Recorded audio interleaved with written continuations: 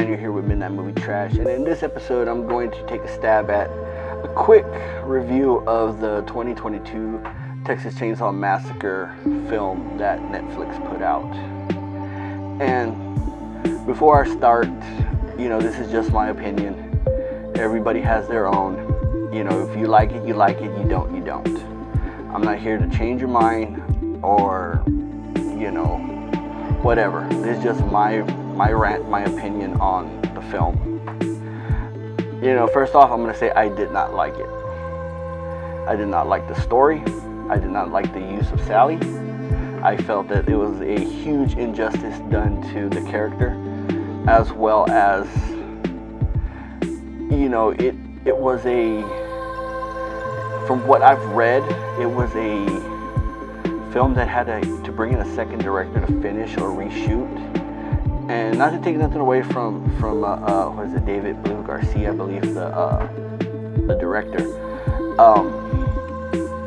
I just didn't like it, story-wise.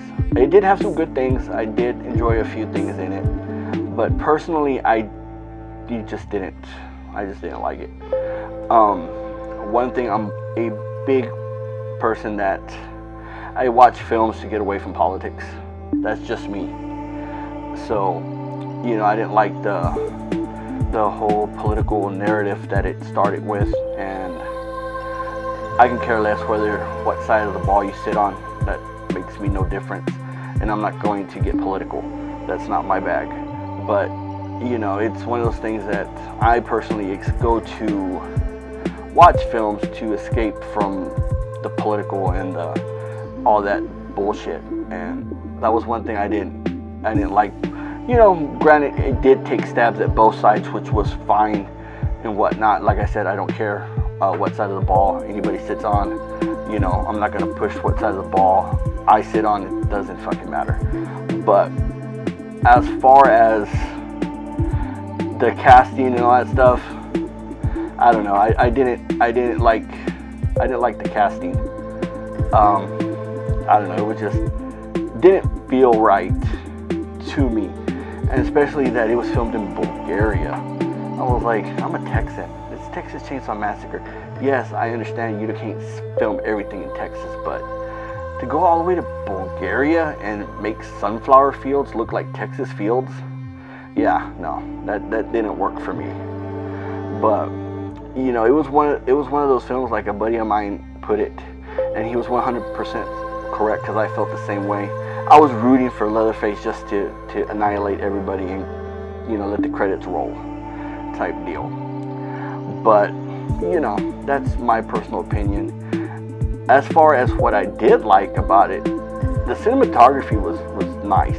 The lighting, the camera movements, all that from that aspect was immaculate. It was greatly shot and whatnot, even though they're shooting in Bulgaria, but that's neither here nor there. But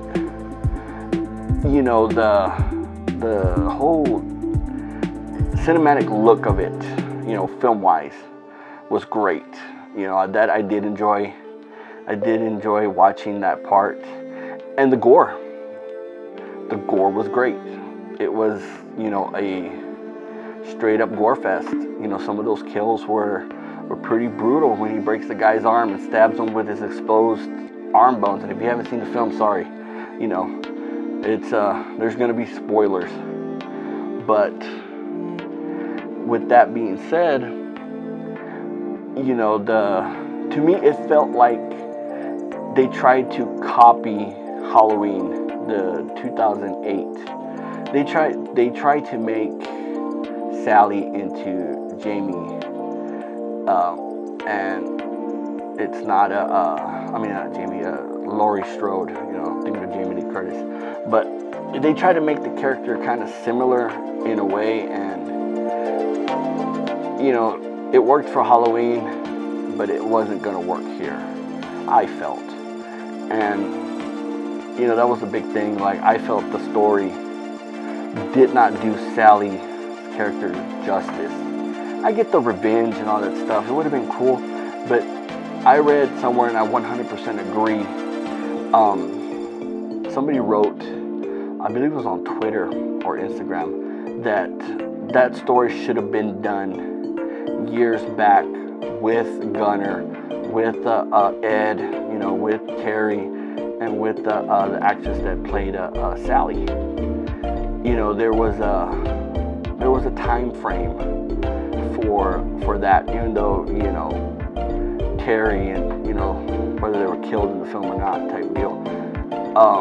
But, you know, Gunner was still there, you know.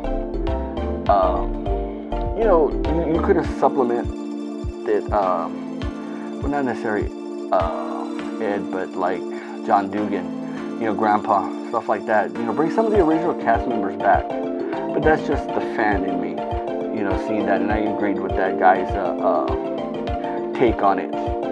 But it was, I mean, at the end of the day, was it cool to see Leatherface back on the screen again? Of course. You know, that's something that I wish they would finally do again with Friday the 13th. But with the whole legal BS going on, that supposedly Sean owns certain rights and Victor owns certain rights, you know, and they have to agree to work together or use the character, all that BS, you know, I don't think that's going to happen.